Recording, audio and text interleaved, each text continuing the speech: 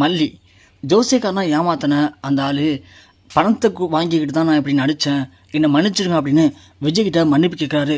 கரெக்டாக அப்பன்னு பார்த்து விஜய்க்கு காஃபி எடுத்துக்கிட்டு நம்ம மல்லி வெளியே வராங்க. வெளியே வந்த மல்லி இவரை பார்த்தோன்னே மல்லிக்கும் சந்தேகமாக இருக்குது. இவர் எங்கேயோ பார்த்த மாதிரி இருக்குது அப்படின்னு யோசிக்கும் போது இங்கே விஜய் கேட்குறாங்க, டேய் காசுக்காக தான் நீ நடிச்சேன்னு சொல்கிறால, உண்மையை சொல்லிட்டா, உனக்கு யார் காசு கொடுத்து இப்பெல்லாம் அடிக்க சொன்னது சொல்லுடா அப்படின்னு விஜய் மிரட்ட நம்ம ராஜேஸ்வரியும் கண்ணை காட்டுறாங்க. உடனே அந்த சாமியார் உடனே சொல்கிறாரு, மல்லி இருக்காங்க இல்லையா, அவங்க சொல்லி தான் நான் இப்படிலாம் நடித்தேன், எனக்கு பணம் கொடுத்து அடிக்க சொன்னது இவங்க தான் அப்படின்னு சொல்ல உடனே விஜய் கேட்குறாரு, ஓ அப்படியா, இந்த மேடம் தான் உனக்கு பணம் கொடுத்து நடிக்க சொன்னாங்களா, இந்த மேடம் எவ்வளோ பணம் கொடுத்தாங்க நீ நடிச்சடா சொல்டா அப்படிங்க. ஐயா இல்லைங்க ஐயா, நான் வயிற்று பழுப்பு ரொம்ப கஷ்டப்படுறேன், அப்போதைக்கு இந்த மேடம் தான் காசு கொடுத்து நான் சொல்கிறது செஞ்சுனா உனக்கு நிறையா பணம் தரேன்னு சொன்னாங்க, நானும் பணத்துக்கு ஆசைப்பட்டு இப்படிலாம் பண்ணிட்டேங்க, என்னை மன்னிச்சிருங்க அப்படின்னு சொல்லிட்டு அவங்க வந்து கிளம்பிடுறான். உடனே இங்கே மல்லிக்கு என்ன பண்ணேன்னு தெரில, எதுக்குங்க அப்படி போய் சொல்கிறீங்க, நான் என்னங்க பண்ணேன், நான் எப்போ உங்கள்கிட்ட காசு கொடுத்தேன் அப்படின்னு மல்லி ஆரம்பித்தவொடனே ராஜேஸ்வரி, பாத்தியா விஜய், இவ்வளோ தூரம் அந்த சாமியார் கையும் களமாக பிடிச்சிட்டான், அவனே உண்மையை ஒத்துக்கிட்டான், இவ தான் பணத்தை கொடுத்து நடிக்க சொன்னான்னு. ஆனால் இவளை பார்த்தியா, இன்னமும் குப்பரைக்க விழுந்தாலும் மெய்சையில் மண் ஊட்டாத மாதிரியே பேசுகிறா பாரு. இப்போ என்ன பண்ணுவா விஜய், இதெல்லாம் நம்பாதீங்க, யாரோ என் மேலே திட்டம் போட்டு பழி போடுறாங்க, நான் எந்த தப்பும் பண்ணவே இல்லை விஜய், என்ன நம்புங்க விஜய் அப்படின்னு அழுது ஒரு சீனை போட போகிறா, ஒரு நாடகத்தை க்ரியேட் பண்ணுவா. அதானே பண்ண போகிறா, பண்ணு விஜய் உடனே மனசு மாதிரி நீ எல்லாத்தையும் நம்பிடுவ, அதானே விஜய் நடக்க போகுது, இதுக்கு எதுக்கு விஜய் இதெல்லாம் யோசிக்கணும். என்னக்கா சொல்கிறேன், என்ன சொல்கிறீங்க, இவ இப்படியே என்ன அடிக்கடி முட்டலாக்கிட்டே இருப்பா, நான் அதை பார்த்துக்கிட்டு அமைதியாக இருக்கணுமா. அக்கா உன் தம்பி நல்லவன் தான், உன் தம்பி எல்லாருமே இறக்க குணப்பட்டவன் தான், ஆனால் அதுக்காக எல்லாத்தையும் நான் பார்த்துட்டு பொறுத்துக்கிட்டு அமைதியாக இருக்க முடியாதுக்கா. ஏ மல்லி, உனக்கு அறிவே இல்லையா, எதுக்கு இப்படி ஒரு கேவலமாக ஆளையை பார்த்த சொல்லு, இப்படி உனக்கு ஒரு கண்டம் இருக்குது அப்படின்னு, பெரிய ஆபத்து இருக்குது அப்படின்னு என்னென்னமா போய் சொல்ல வச்ச இல்லை, சே உன்னை போய் நான் நம்பினா பார்த்தியா, எனக்கு நீ சரியான பதிலடி கொடுத்துட்ட, உன் மூஞ்சில் நம்மளுக்கு எதை பாவம் நினைக்கிறேன் அப்படின்னு விஜய் வேகமாக மாடி கிளம்பி போகிறாரு. இங்கே உடனே ராஜேஸ்வரி ரஞ்சிதா ரெண்டு பேரும் இரு இப்போ போய் என் தம்பி அழைச்சிட்டு வரேன், அவன் வாயாலேயே உன்னை வெளியே போடின்னு சொல்லி கழுத்தை பிடிச்சி வெளித்தள்ள தான் போகிறான், நீயும் இந்த வீட்டை விட்டு கிளம்புறதுக்கான நேரம் வந்துடுச்சு, போய் உன் பெட்டி படலாம் எடுத்து வச்சுக்க போ அப்படின்னு ராஜேஸ்வரி சொல்லிவிட்டு நேராக மாடிக்கு போகிறாங்க. என்ன விஜய், அவள் இந்த அளவுக்கு பித்தலாட்டம் பண்ணியிருக்கா, அவள் இந்த வீட்டில் இருக்கணும் அப்படிங்கிறதுக்காக என்னெல்லாம் பண்ணியிருக்கா பார்த்தியா, ஓ மனசட்டம் பிடிக்கிறதுக்கு என்னென்ன வேலை பார்த்துருக்கா பாரு, இவளெல்லாம் இன்னமும் இந்த வீட்டில் விட்டு வச்சோன்னு வச்சுக்கேன், இன்னும் அவள் என்னெல்லாம் பண்ணுவான் யோசிச்சு பாரு, அவளை வீட்டை விட்டு வெளியே போடி முதல்ல அப்படின்னு கழுத்தை பிடிச்சி வெளியே தள்ளுவ அப்படின்னு பார்த்தா, நீ என்னன்னா அமைதியாக மேலே வந்து நிற்கிற, என்னாச்சு விஜய் உனக்கு, என்ன அவள் மேலே உனக்கு லவ்வா சொல்லு விஜய்.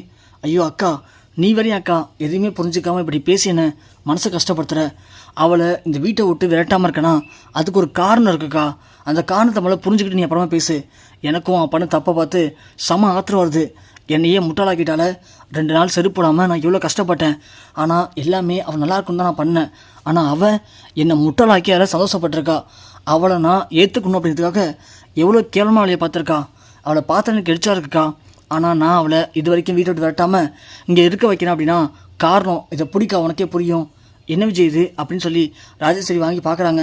பார்த்தா இங்கே வெண்பாவுடைய கஸ்டடி விஷயமா லெட்ரு போட்டிருக்கு. அதில் விஜய் சொல்கிறாரு, அக்கா அந்த கதிரேசா இருக்கா இல்லையா, அவன் இப்போது ஹைகோர்ட்டில் போயிட்டு நிஷா மூலயமா கேஸ் போட்டிருக்கான், வெண்பாவுடைய கஸ்டடியை அவன் எடுக்கிறதுக்கு.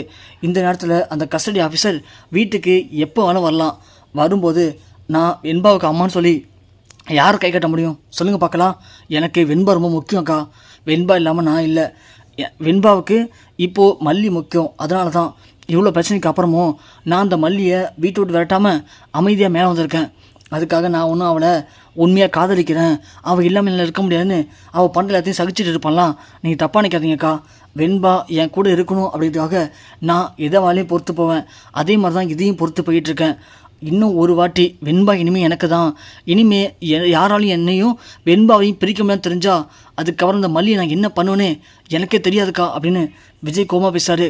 இது எல்லாத்தையும் மல்லி காதில் வாங்கிறாங்க.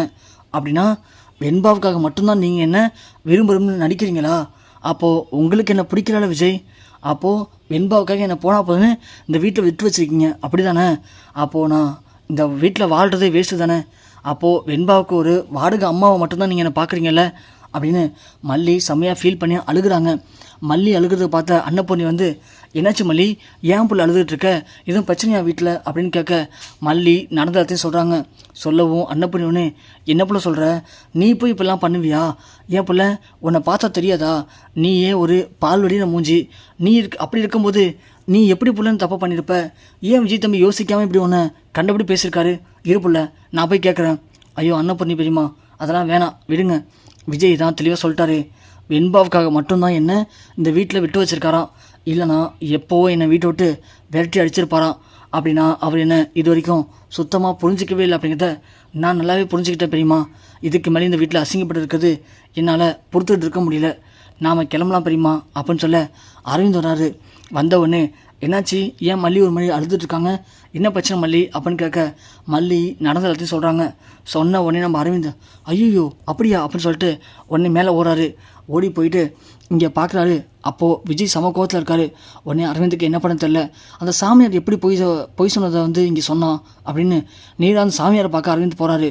போகும்போது பார்த்தா ராஜேஸ்வரி அந்த சாமியார்கிட்ட, நான் சொன்ன மாதிரி நடித்து கொடுத்துட்டீங்க, இந்தாங்க உங்கள் பணம் அப்படின்னு சொல்லி ராஜேஸ்வரி அந்த சாமியாருக்கு பணத்தை கொடுத்துட்டு கிளம்புறாங்க. இதை நம்ம அரவிந்த் அப்படியே வீடியோவாக எடுத்துறாரு. எடுத்து முடிச்சுட்டு உள்ளே போகிறாரு. உள்ளே போகவும் அரவிந்தை பார்த்த சாமியார், தம்பி நீ எதுக்கு இங்கே வந்த, என்ன வேணும் உனக்கு இப்போது அப்படின்னு கேட்க, ஏயா நான் ஒன்று நடிக்க சொன்னது உண்மைதான், இல்லைன்னு சொல்ல, ஆனால் நான் ஒரு நல்ல காரியத்துக்காக நடிக்க சொன்னேன். சரி நீ நல்ல மாதிரி நடித்து அந்த காரியத்தை நல்லாவே சிறப்பாக செஞ்சு கொடுத்த, ஆனால் இன்றைக்கி நீ அதே வீட்டில் இருக்கிற வேற ஆள்கிட்ட பணத்தை வாங்கிட்டு இப்படி பண்ணாத ஒரு தப்புக்கு ஒரு பொண்ணு மேலே பழிய போட்டிருக்கே, நீலாம் ஒரு மனுஷனாயா, ஏன் அப்படி பண்ண அப்படின்னு அரவிந்த் கோவப்படுறாரு. கோவப்பட்டு அவரை அடிக்கவும் போகிறாரு. அவர் உடனே, தம்பி என் மேலே கோவப்படா தம்பி, காசுக்கு ஆசைப்பட்டு நான் இப்படியே பண்ணிட்டேன், என்னை மன்னிச்சிரு தம்பி அப்படின்னு சொல்ல, அந்த இடத்துல அரவிந்த் உடனே, நான் இப்போ வீட்டுக்கு போவேன், உன் உதவி தேவைப்பட்டா நான் உனக்கு உடனே கால் பண்ணுவேன், நீ உடனே அந்த வீட்டுக்கு வரணும் புரியுதா, அப்படி மட்டும் வரல நீ என்ன ஆவன்னு உனக்கு தெரியாது பார்த்துக்கோ அப்படின்னு அரவிந்த் நேராக கிளம்பி வீட்டுக்கு போகிறாரு. வீட்டுக்கு போயிட்டு விஜய்கிட்ட போய் பேசுகிறாரு. சார் ஏன் சார் மல்லி மேலே கோவப்பட்டீங்க, மல்லி இந்த தப்பும் பண்ணவே இல்லை சார் அப்படின்னு சொல்ல விஜய் உடனே, போதும் நிப்பாட்டுங்க அரவிந்த், மல்லி என்ன காரியம் பண்ணிக்கா தெரியுமா அப்படின்னு விஜய் சொல்கிறாரு. உடனே அந்த இடத்துல அரவிந்த் சொல்கிறாங்க, சார் இங்கே தான் சார் நீங்கள் மல்லி தப்பாக புரிஞ்சுக்கிட்டீங்க, இந்த வீடியோ கொஞ்சம் பாருங்கள் அப்படின்னு காட்டுறாங்க. பார்த்தா நம்ம ராஜேஸ்வரி அந்த போலீஸ் சாமியாருக்கு பணத்தெல்லாம் கொடுத்து என்ன பண்ணணும் ஏது பண்ணணும் அப்படிங்கிறத அவங்க நல்லா தெளிவாகவே சொல்லித்தராங்க. அதை பார்த்த நம்ம விஜய் செம்ம டென்ஷன் ஆகிறாரு. உடனே ராஜி ரஞ்சிதா ரெண்டு பேரும் கூப்பிட்றாரு விஜய். கூப்பிடவும் ராஜி ரஞ்சிதா ரெண்டு பேரும் வராங்க. வரவும் இங்கே மல்லி கையில் பேக் வச்சுருதை பார்த்து, விஜய் நீ இப்போ தான் கரெக்டான முடிவு எடுத்திருக்க, அந்த மல்லியை முதல்ல வீட்டோட வெளியே துரத்துறா, அப்போ தான் இந்த வீட்டுக்கே நல்ல நாள் பிறக்கும் அப்படின்னு சொல்ல, என்னக்கா சொன்னேன், மல்லியை வீட்டோட துரத்தணுமா, ஏக்கா மல்லியை வீட்டோட துரத்து இருக்கட்டும், அதுக்கு முன்னால் இந்த வீடியோ கொஞ்சம் பாருக்கா அப்படின்னு விஜய் காட்டுறாரு. பார்த்தா அதில் நம்ம ராஜேஸ்வரி ரஞ்சிதா சேர்ந்து அந்த போலீஸ் சாமியாருக்கு பணம் கொடுக்குற வீடியோலாம் அழகாக தெளிவாக பதிவாக இருக்குது. அதை பார்த்த உடனே இங்கே ராஜேஸ்வரிக்கு என்ன பண்ணுன்னு தெரில. விஜய் இல்லை விஜய் அதுன்னு சொல்ல, போதும் நிப்பாட்டுக்கா, நான் உன் மேலே எவ்வளோ நம்பிக்கை வச்சுருந்தேன், ஆனால் நீ அது எல்லாத்தையுமே கெடுத்துட்டல, உன்னை போய் என் அக்கா நினைக்கிறதுக்கு எனக்கு ரொம்ப அசிங்கமாக இருக்குக்கா, நீ இவ்வளோ ஒரு கேவலமாடியை பார்ப்பேன் நான் நினச்சோட பார்க்கல, எதுக்கு அப்படி பண்ணின அப்படின்னு கேட்க, ஐயோ விஜய் நீ தப்பாக புரிஞ்சுக்கிட்டடா, அந்த போலீஸ் சாமி அடிக்க சொன்ன வச்சது எல்லாமே அவங்க தான்டா, நான் போதும் நிப்பாட்டுக்கா, நீ எதுக்கு மேலே சொல்கிற எதுன்னு நம்ப தயாராக இல்லை, உன் பேச்சை கேட்டு நான் மல்லியை ரொம்பவுமே கேவலமாக பேசிட்டேன், என்னை மன்னிச்சிரு மல்லி, நானும் பல வாட்டி உன்னை புரிஞ்சிக்காம பல முறை உன் மனசை கஷ்டப்படுத்தியிருக்கேன், காயப்படுத்தியிருக்கேன், ஆனால் எதுவுமே வேணும்னு பண்ணல மல்லி, என் கூட இருக்கவங்களே என்னை நல்லாவே முட்டாளாக்கிட்டாங்க, அதை நான் யோசிக்காமல் நானும் ஒரு ஆவேசத்தில் உன்னை என்னமோ பேசிட்டேன், என்னை மன்னிச்சிரு மன்னி அப்படின்னு சொல்லி விஜய் மல்லிகிட்ட மன்னிப்பு கேட்குறாங்க. அதோட ராஜேஸ்வரியை பார்த்து, அக்கா உனக்கு இதுதான் கடைசி சான்ஸ் சொல்கிறேன், இன்னொரு வாட்டி இந்த மாதிரி தேவையில்லாமல் மல்லி மேலே பழி போட்டேன்னு தெரிஞ்சு வச்சுக்கேன், அப்புறம் உனக்கு இந்த வீட்டில் இடமே இருக்காது, நான் திரும்ப சொல்கிறேன், நானாக உன்னை வீட்டோட துரத்துறதுக்குள்ளே நீயா ஒழுங்காக வீட்டோட வெளியே போகிறது உனக்கு நல்லதுக்கா அப்படின்னு சொல்லிட்டு விஜய் அங்கேருந்து கிளம்பிடுறாங்க. ராஜேஸ்வரிக்கு என்ன பண்ணுன்னு தெரில, பயங்கர ஆத்திரத்தோடு நிற்கிறாங்க.